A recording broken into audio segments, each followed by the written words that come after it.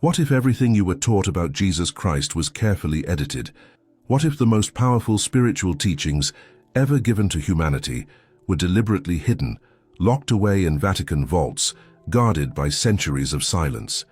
What if a woman, brilliant, controversial, feared, discovered the truth and tried to tell the world? Helena Blavatsky reveals the 13 secret codes of Jesus Christ, forbidden by the Vatican. This is not a story for the faint of heart. This is not a comfortable Sunday sermon. This is a journey into forbidden knowledge, into ancient libraries buried beneath desert sands, into teachings so powerful that empires trembled at their existence.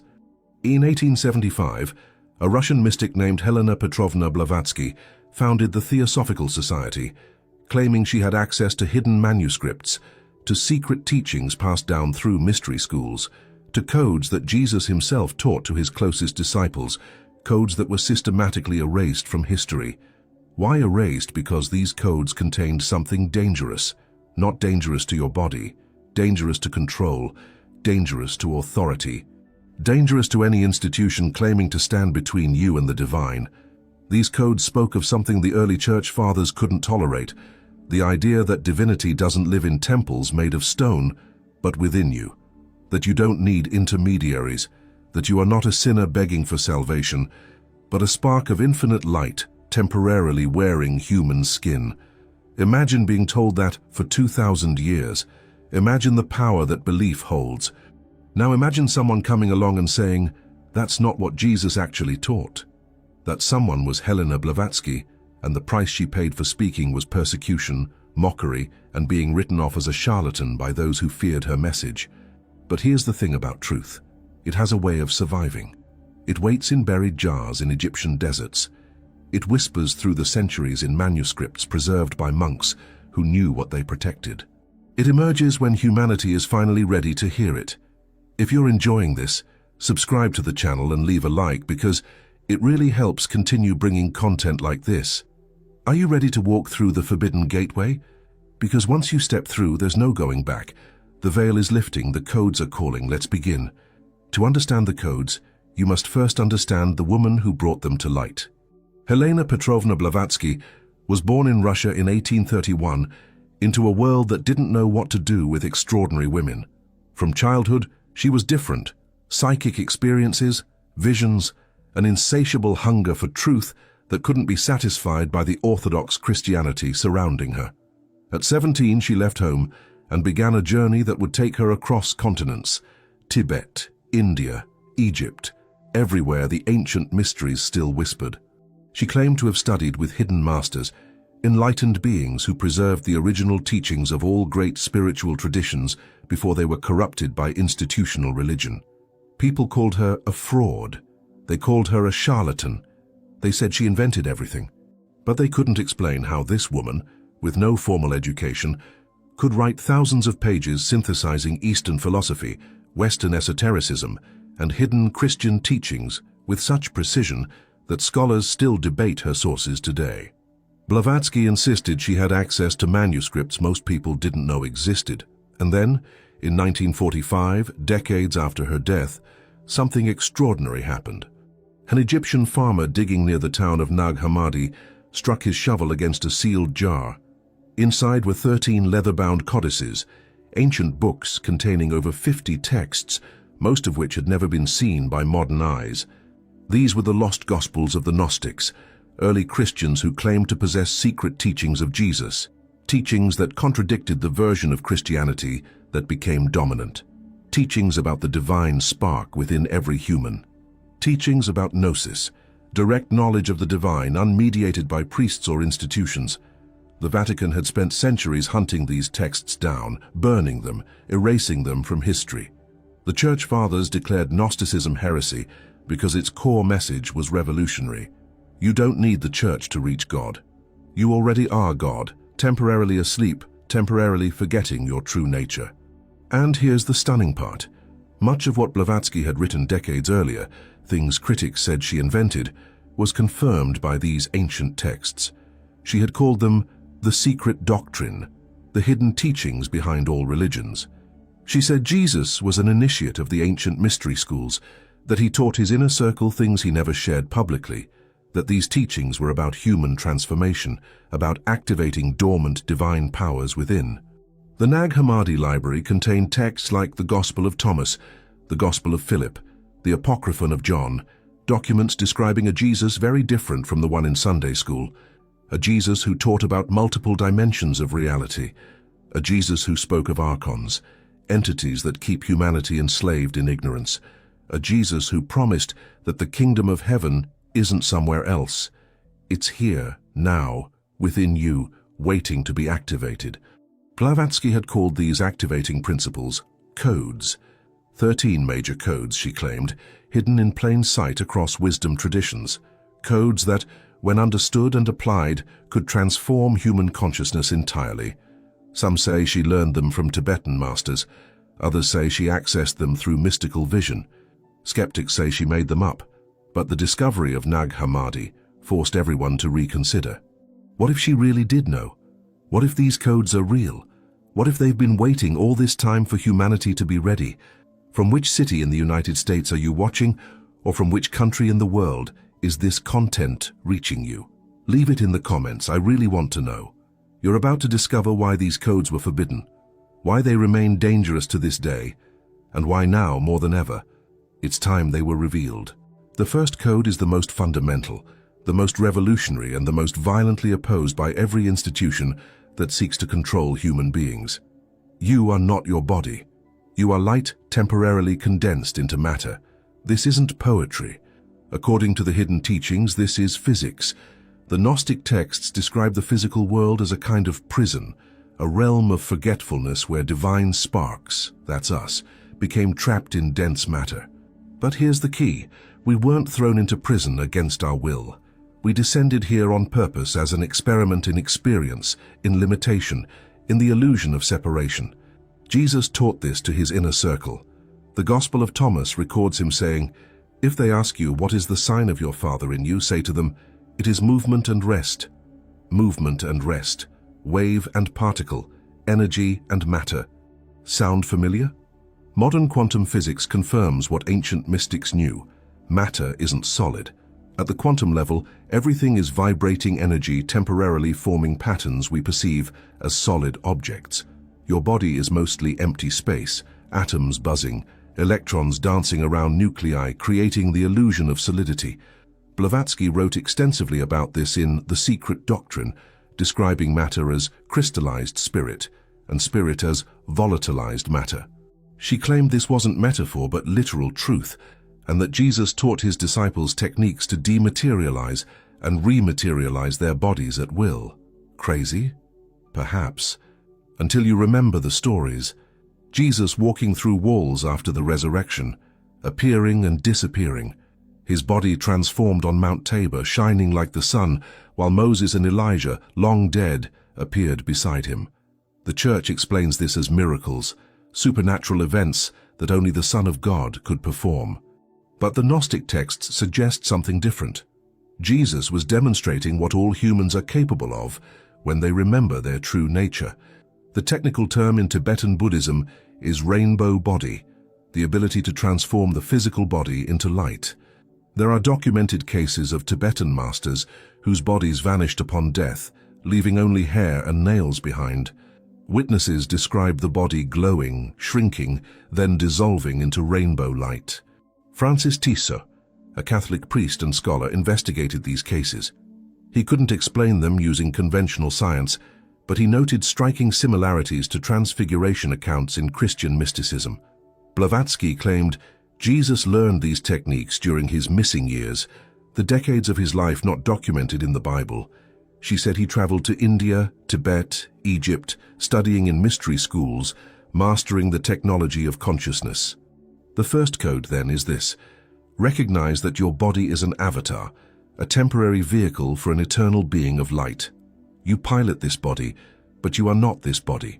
When you fully grasp this, when you truly embody this knowing, transformation becomes possible. But here's why this code is forbidden.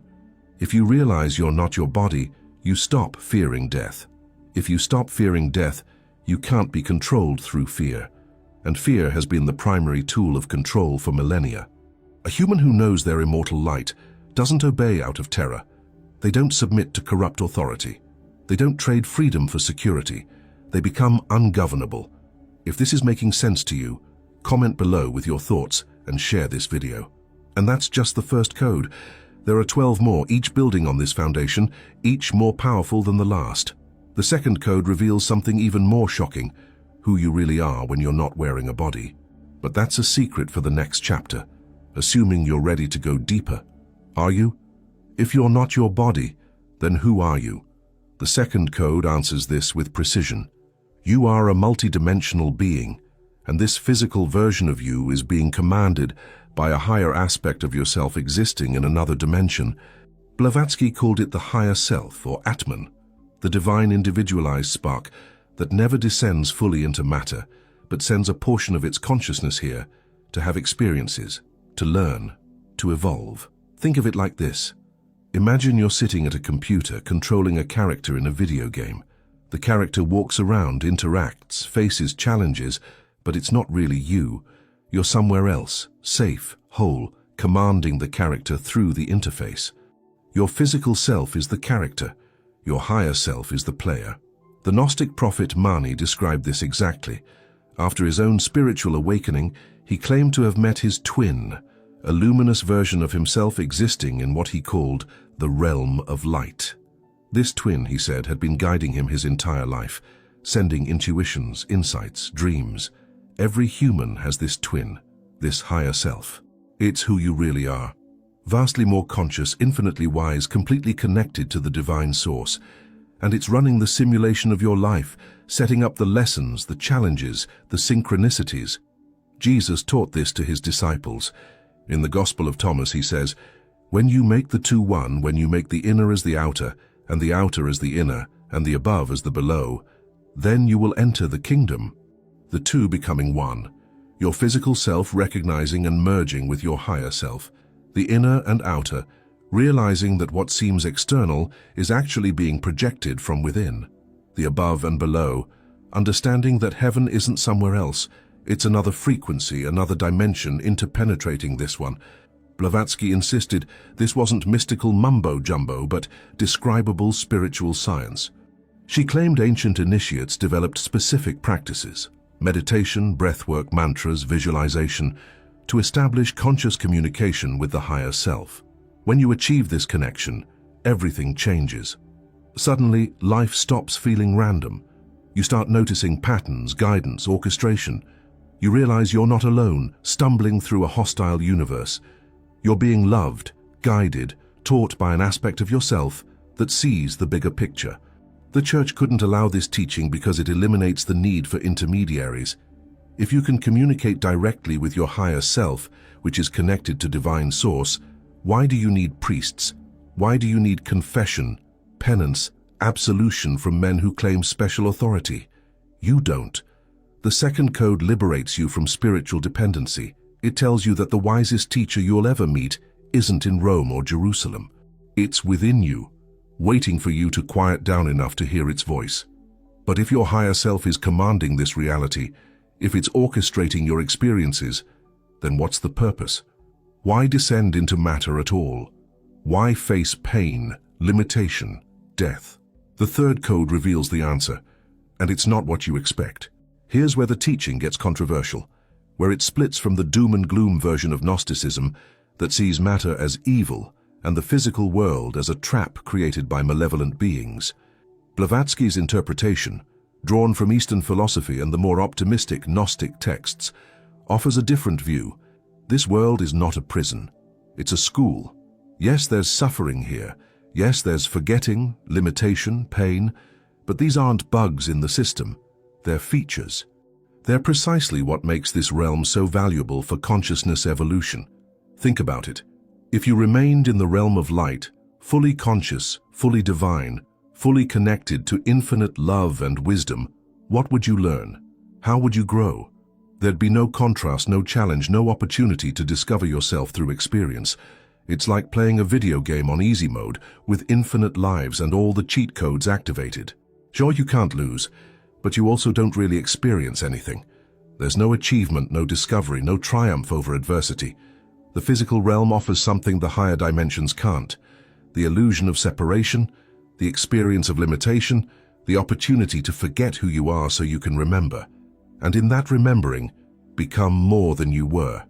Blavatsky wrote, "The whole cosmos is guided, controlled, and animated by an almost endless series of hierarchies of sentient beings, each having a mission to perform."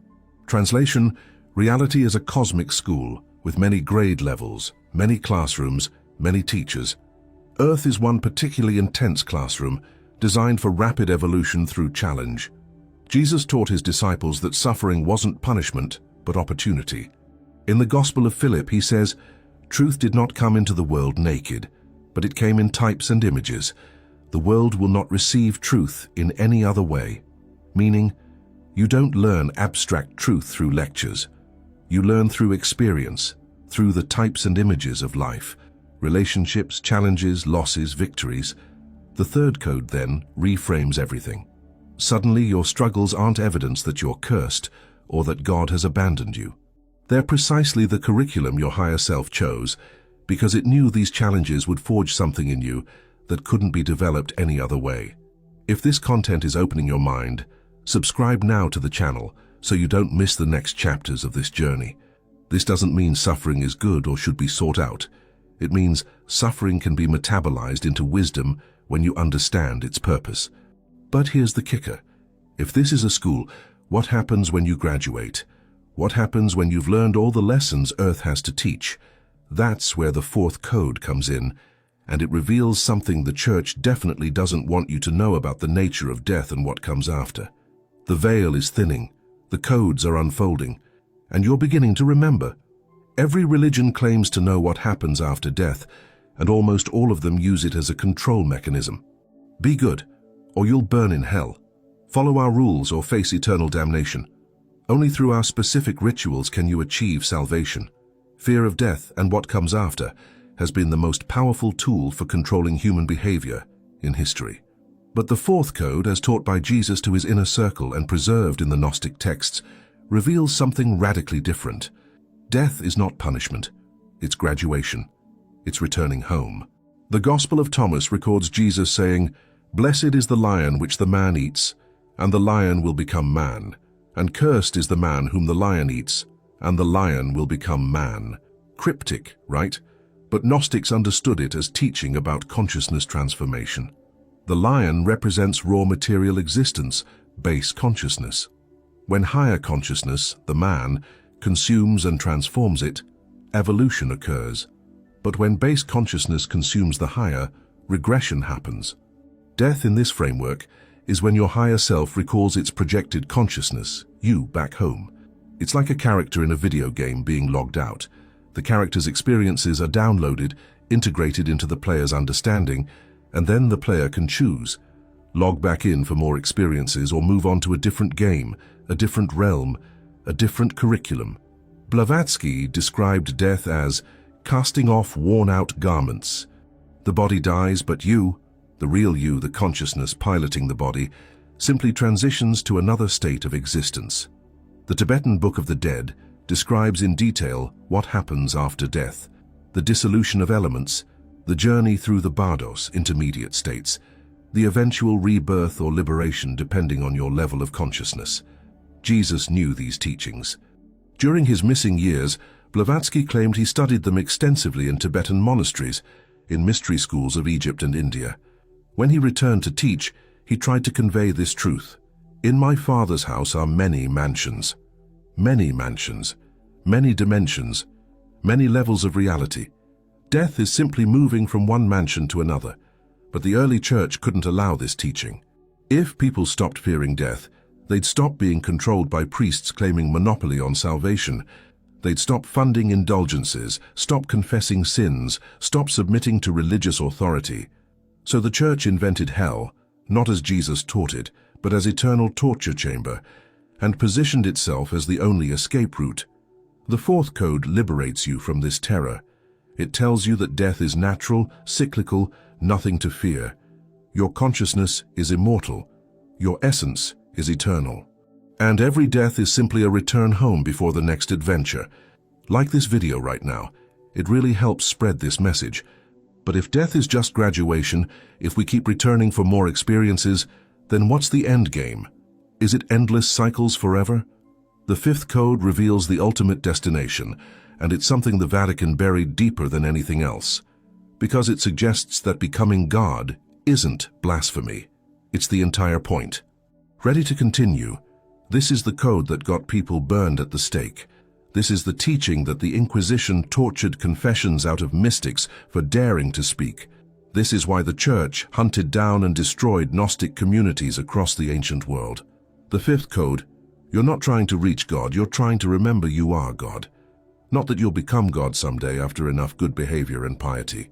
Not that God will reward you with divine status if you grovel correctly, but that you, right now, reading these words, are God wearing a human costume, temporarily pretending not to know who you are.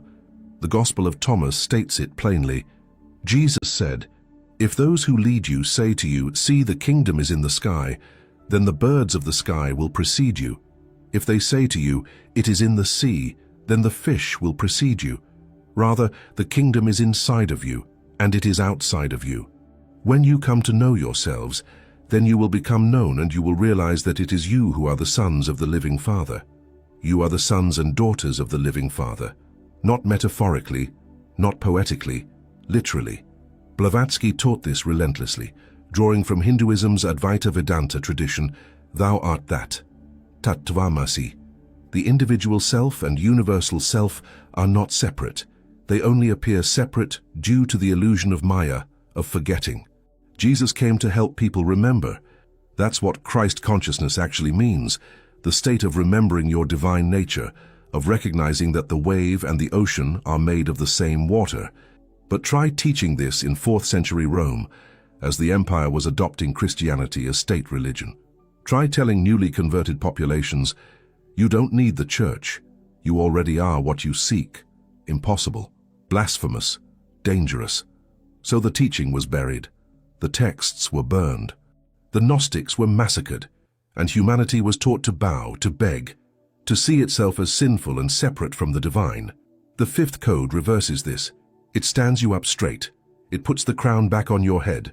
It says, stop seeking, start remembering. But remembering isn't enough.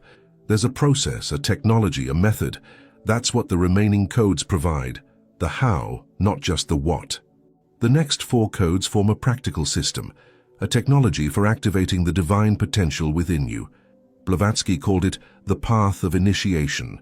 Jesus called it being born again, not in the simplistic way modern Christianity interprets it, but as actual spiritual rebirth through conscious inner transformation. The 6th code: master your mind, or it will master you. Your thoughts create your reality, not metaphorically but literally, through the quantum field of probability. The Gnostics taught that archons, lower dimensional entities, manipulate humanity by injecting thoughts that feel like your own, but aren't. Learning to observe your thoughts rather than identify with them is the first step toward freedom. The 7th code: emotions are energy in motion, transmute them. Jesus wept. Jesus felt righteous anger. He didn't suppress emotions. He moved through them consciously. The Gnostic texts teach that emotions aren't obstacles to enlightenment. They're raw spiritual energy that can be alchemized. Fear transmutes into courage, anger into purposeful action, grief into compassion. The 8th code: the body is a temple. Treat it as sacred technology. Fasting, breathwork, specific postures. The mystery schools taught that the body contains activation points, what yogis call chakras, what Chinese medicine calls meridians. Jesus fasted for 40 days, not as suffering, but as technology for shifting consciousness into higher frequencies. The 9th code: everything is connected. Separation is illusion. Quantum entanglement confirms what mystics always knew. Reality is a unified field. What you do to another, you do to yourself. What you heal in yourself, you heal in the collective. Jesus said, love your neighbor as yourself, not as moral command, but as statement of literal truth. Your neighbor is yourself, seen from another angle. These 4 codes work together as a system. You can't skip steps. You can't master emotions without first mastering mind. You can't awaken the body's sacred technology while identified with negative thought patterns. And you can't recognize unity consciousness until you've purified your individual field. Comment below with your perspective. I really want to read what you think. But here's what no one tells you. This isn't easy. This path requires everything. It demands you die. Not physically, but die to who you thought you were. The final codes reveal exactly what that means and why most people choose comfortable lies over uncomfortable truth. The stakes are about to get very real. You've come far enough now that there's no turning back. You've seen the codes. You've felt the truth resonating in your bones. But knowing isn't the same as embodying. The final 3 codes before the ultimate revelation deal with the crucible, the inevitable trials every initiate must face. The 10th code. You will be tested by everything you fear. The universe is precise. Whatever you haven't integrated, whatever shadows you've avoided, whatever wounds you've left unhealed, they will surface. Not as punishment, but as opportunity. Jesus in the desert for 40 days, facing every temptation, every doubt, every shadow aspect of his psyche. You cannot skip this. The path to light requires walking through your personal darkness. The 11th code. You will lose everything you've used as identity. Your roles, your titles, your accomplishments, your relationships, everything you've used to define yourself will be stripped away, either gradually or catastrophically. This is the ego death mystics describe. It feels like annihilation. It is annihilation of the false self. The Gnostic text, the Thunder Perfect Mind, describes the divine feminine saying, I am the honor and the scandal, the whore and the holy one. Paradox, contradiction, everything you thought you knew about yourself dissolving. The 12th code. You will face the choice between comfortable lies and liberating truth. This is the ultimate test. Most people, when shown the truth, retreat back into comforting illusions. Morpheus offered Neo the red pill and blue pill for a reason. The blue pill is easier. Go back to sleep, forget, be comfortable. The red pill is terrifying. See reality as it is. Lose your innocence. Accept responsibility for your divinity. The Church offers the blue pill. Just believe, just obey. We'll handle the complicated spiritual stuff. Easy, safe, enslaving. The Gnostic path offers the red pill. Wake up. Remember. Become responsible for your own consciousness. Difficult, dangerous, liberating. Jesus chose the red pill and it got him killed, or so the story goes. Share this video with someone who needs to hear this message. But death wasn't the end for Jesus. It was the demonstration of the 13th and final code, the one that proves everything, the one that transforms spiritual philosophy into spiritual science. The 13th code is about to shatter everything you thought you knew about reality itself. Are you ready for the final revelation? I am the resurrection and the life. When Jesus spoke these words, the Church taught that he meant only he, the unique Son of God, possessed this power. But the Gnostic texts reveal something different. Jesus wasn't claiming exclusivity. He was demonstrating possibility. The 13th code. Consciousness is the only immortal reality. Matter is temporary. Master your consciousness, and you master life, death, and rebirth. The resurrection wasn't just about Jesus rising from the tomb. It was about Jesus proving that consciousness transcends physical form, that a sufficiently awakened being can dematerialize and rematerialize at will, that death is optional when you remember your true nature. The rainbow body phenomenon in Tibetan Buddhism, the transfiguration on Mount Tabor, the post-resurrection appearances where Jesus walked through walls. These weren't miracles. They were technology, demonstrations of what awakened consciousness can do. Blavatsky spent her life trying to tell us, this isn't just for Jesus. This is the human inheritance. This is your birthright. The 13 codes aren't about belief. They're about activation. They're instructions left for those brave enough to apply them. You are not your body. You are eternal consciousness temporarily playing human. You have a higher self guiding you from beyond this dimension. This world is a school for consciousness evolution. Death is graduation, not punishment. You are not separate from God. You are God remembering itself. And when you fully embody this truth, reality itself bends to your awakened consciousness. The Vatican buried these codes because they knew A humanity that remembers its divinity cannot be controlled, but the codes survived. They always survive. They're in you, waiting to be activated. If you followed this far, subscribe to the channel, leave your like and share in the comments what impacted you most in this journey. The resurrection isn't coming. It's already here. The question is, are you ready to rise?